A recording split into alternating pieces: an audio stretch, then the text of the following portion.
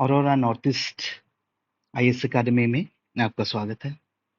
तो हम लोग ट्राई करेंगे कि कुछ इम्पोर्टेंट क्वेश्चंस जो कि मेंस 2025 में आए हुए हैं एपीएससी का, उसको हम इधर ही सॉल्व करें ताकि आपको आइडिया लगे कि मेंस आंसर राइटिंग कैसा होता है। रेदर देन ऑलरेडी ए प्रीफिक्स्ड सॉल्यूशन, प्रिंटेड सॉल्यूशन, हम ट्राई करेंगे कि हम यहाँ पे ऑन स्पॉट ये सब सॉल्व करें।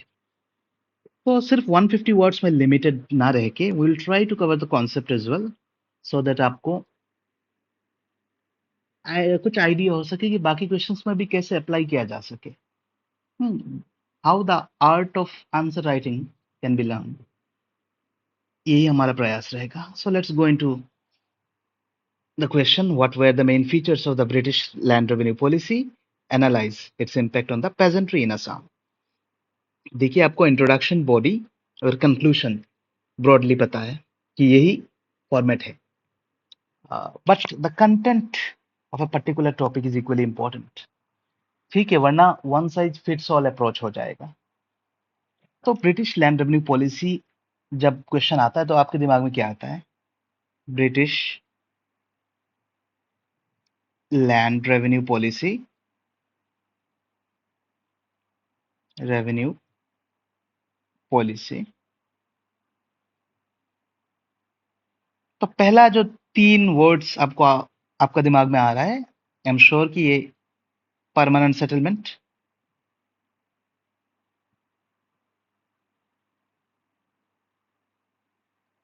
फिर रायतवारी सिस्टम,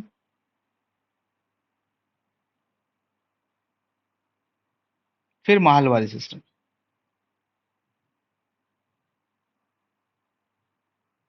ठीक है, ये तीन फॉर्म में ब्रिटिश लैंड रेवेन्यू पॉलिसी को इंप्लीमेंट किया गया है। मेनली इनिशियली वैरन हेस्टिंग्स की टाइम पे जो ट्रायल एंड एरर का जो दौर था, तो उसको करेक्ट करने के लिए लॉर्ड कॉर्नवालिस ने ये परमानेंट सेटलमेंट लेके आए थे बंगाल में। तो ये तीन सिस्टम कहाँ पे थे, उनका स्पेशल प्रेजेंस कहाँ पे था, मतलब कौन, ये सिस्टम कहाँ पे कौन से प्लेस में था, ये हम देख लेते हैं। एक रफ मैप ड्रॉ करते हैं लोग। देखिए, बंगाल में ऑब्वियसली परमानेंट सेटलमेंट था, तो ये एरिया आप छोड़ दे। Permanent settlement in Bengal. रायट वाली सिस्टम कहाँ पे इंप्लीमेंट किया गया? याद रखिएगा, रायत वाली सिस्टम जो है वो साउदर्न इंडिया में इंप्लीमेंट किया गया था। ठीक है, जैसे मद्रास हो गया, ठीक है, मैसूर, मद्रास, बॉम्बे, ये सब में रायट वाली सिस्टम का प्रेजेंस था। और लास्ट में आप देखिए कि महलवारी सिस्टम, असम में भी रायट वाली सिस्टम प्रेजेंस था। ये हम परमानेंट सेटलमेंट या फिर जमींदारी सिस्टम जिसको ब्रॉडली कह सकते हैं, ये राइट वाली सिस्टम, इधर भी राइट वाली सिस्टम है। और जो north north United United province, तत्कालीन यूनाइटेड प्रोविंस, अभी इसको क्या कहेंगे आप, उत्तर प्रदेश, पंजाब, ठीक है, और सेंट्रल प्रोविंस में राइट वाली सिस्टम जो कि मध्य प्रदेश है, यहाँ पे महलवारी सिस्टम का प्रचलन था। तो क्या आप कोई ऑफिसर्स, इधर आप देख ले महलवारी सिस्टम, सेंट्रल इंडिया में महलवारी सिस्टम, ठीक है। परमानेंट सेटलमेंट के साथ मोस्टली कॉर्नवालिस को एसोसिएट किया जाता है। राइट वाली सिस्टम में देखिए, रीड और मुनरो को एसोसिएट किया जाता है राइट वाली सिस्टम के लिए, रीड एंड मुनरो। और महलवारी सिस्टम के लिए हॉल्ट मैकेंजी का नाम लिख लीजिए, हॉल्ट मैकेंजी का नाम लिख लीजिए इधर, ठीक है। सबसे ज्यादा जगह पर कौन सा था? तो ऑब्वियसली इट वाज राइट वाली सिस्टम, 51%। राइट वाली सिस्टम 51% जगह पर था। Mahalwari system 30% of India, British India में था। और रेस्ट ऑफ इंडिया में परमानेंट सेटलमेंट जो था, जमींदारी प्रथा, वो रेस्ट ऑफ इंडिया कितना बचा? 19%, that was in the rest of India. तो ये कुछ ब्रॉड कॉन्टूर्स हमने बताया, लेकिन ये सब ऑब्वियसली आप सब फैक्ट्स इंक्लूड नहीं कर सकते आंसर में। How will you proceed? तो तो आपको दो चीज याद करना है कि यहाँ पे फीचर्स क्या है एंड इम्पैक्ट क्या है। ठीक है, फीचर्स में पहला फीचर्स क्या हो सकता है? Number one, accessibly high rate of land revenue. Accessibly high rate of land revenue. देखिए, मैं आपको एक कंपैरिजन के लिए बोल रहा हूँ कि एंशियंट इंडिया में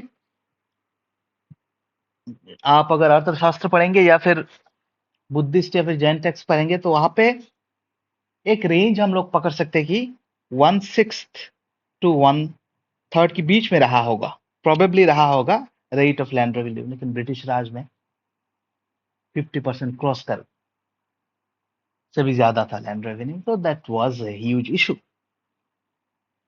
excessive high rate of land revenue.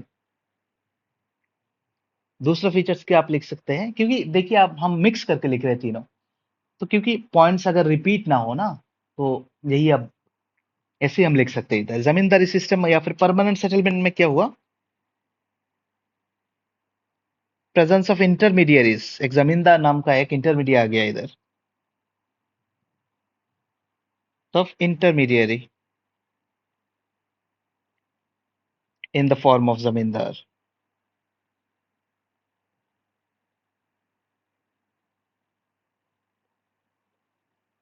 ठीक है, तो जमींदार, देखिए ये इधर पेजेंट था नीचे, फिर जमींदार, फिर ब्रिटिश गवर्नमेंट।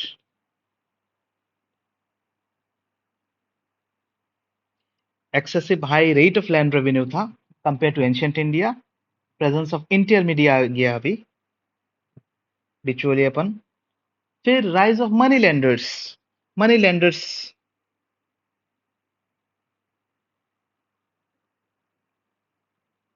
का राइज हुआ। सनसेट क्लॉज होता था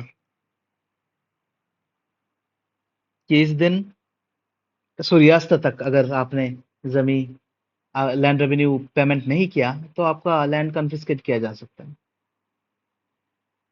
ठीक है, फिर और क्या फीचर्स है जो कि बहुत इंपॉर्टेंट फीचर है कि land assessment was done on the land rather than on the produce. Assessment and collection of revenue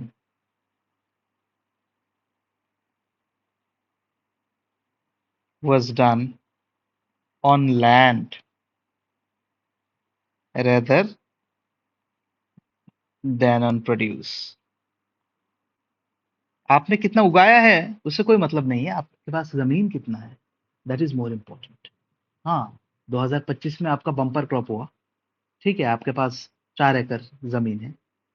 next year 26 में आपका क्रॉप फेलियर हो सकता है, बाढ़ आ गया हो तो, लेकिन आपके पास 4 एकड़ जमीन है तो उसी के हिसाब से आपके ऊपर लैंड रेवेन्यू लगेगा।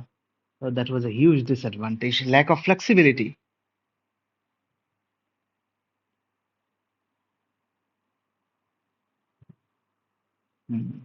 जैसे कि एंशियंट इंडियन इंडिया में आप कैश में काइन में कर सकते थे, ठीक है। इधर क्या है कि आपको कैश में करना है जैसे राइट वाले सिस्टम में, तो वो फ्लेक्सिबिलिटी कम होता है तो डिफॉल्ट का चांस ज्यादा रहता है। ठीक है, these are the various features. Excessively high land revenue, presence of intermediaries, money lenders का उभार, सनसेट क्लॉज का होना, लैंड का असेसमेंट, रेवेन्यू का असेसमेंट लैंड पे rather than on produce, less flexibility. और राइटवारी के बारे में लिखिए। In Ryotwari system settlement was done directly with peasant, was done directly with peasant। In Mahalwari,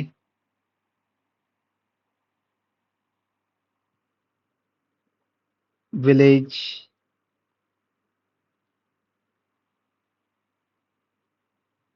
community Mahal was taken as a revenue unit। ठीक है, instead of individual responsibility, revenue कैसे collect होता था? महल, एक एक गांव को एक यूनिट बना लिया जाता था, लंबरदार, विलेज हेडमैन, उनका रिस्पॉन्सिबिलिटी था कि वो ओवरसी करे लैंड रेवेन्यू पेमेंट हुआ कि नहीं। तो इसका इम्पैक्ट क्या हो सकता है?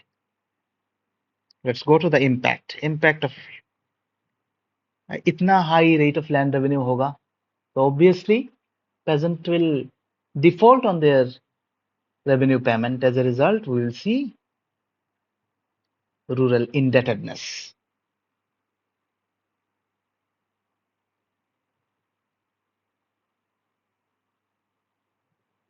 जमींदारों को जमींदारों ने क्या किया? इजारादार रख लिया, कॉन्ट्रैक्टर जो उनकी बिहाफ में रेवेन्यू कलेक्शन करता था। और जमींदार कहाँ?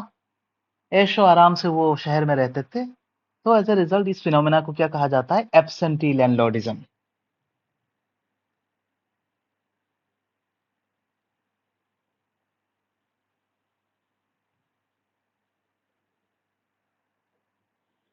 कई बार पेजेंट्स को माइग्रेट करना पड़ता था क्योंकि उनके पास और कोई उपाय नहीं था, वो रेवेन्यू पेमेंट में डिफॉल्ट कर रहे हैं। तो in order to save their life, forced migration.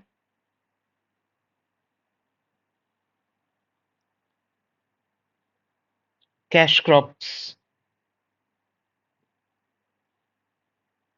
were imposed upon the peasants. ठीक है, किसान को खेती करना है गेहूं का, बट नहीं, उनको कैश क्रॉप, कोई कैश क्रॉप ले आए वो, क्योंकि इससे नील बनता है। ब्रिटिश इंडस्ट्रियल रिवॉल्यूशन में कपड़ों को सफेद करने के लिए नील चाहिए, तो नील उगाओ तुम। हम्म तुम फूड फूड ग्रेन प्रोड्यूस नहीं करो। कैश क्रॉप को फोर्स किया गया पेजेंट के ऊपर। और और क्या हो सकता है? फेमीन। फेमीन अगर आप मिस कर रहे हैं पॉइंट लैंड रेवेन्यू में, तो मतलब you are missing out on something really big.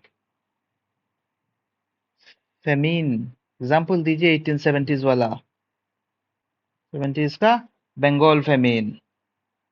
Specific, to be specific 1876 वाला जो है, 1870 लिख सकते हैं आप, 70s बंगाल फेमीन। और लास्ट में एज अ रिजल्ट क्या होगा? peasant will revolt, obviously. Peasant revolt। peasant revolt में क्या हो सकता है? आप इधर असम का एग्जांपल दीजिए, Patharughat revolt.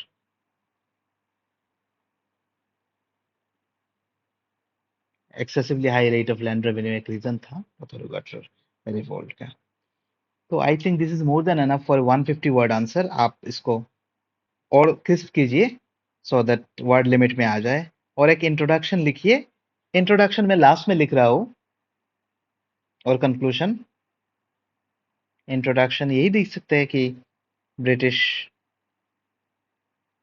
Land revenue policy was another tool to further colonial interest,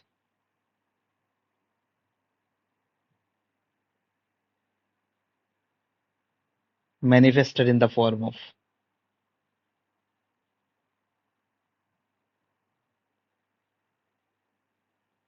permanent settlement, Ryotwari system, Mahalwari system. Conclusion आप क्या लिख सकते हैं?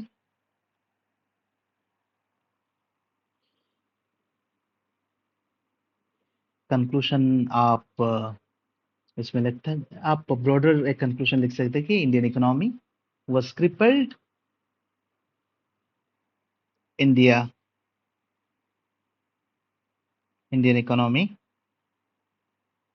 became the source to fuel British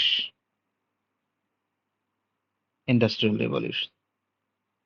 ऐसे करके आप कंक्लूड कर सकते हैं। You can write better conclusions, but time का लिमिटेशन कॉन्स्ट्रेंट रहता है उधर, तो एवरेज आंसर लिखना है, provided you complete your answer, your paper, that is the more important issue. I hope कि यू एंजॉयड द सेशन। आप लाइक कीजिए, सब्सक्राइब कीजिए, will give more answers, we'll write more answers in the upcoming sessions. Thank you. Keep watching Aurora Northeast IS Academy.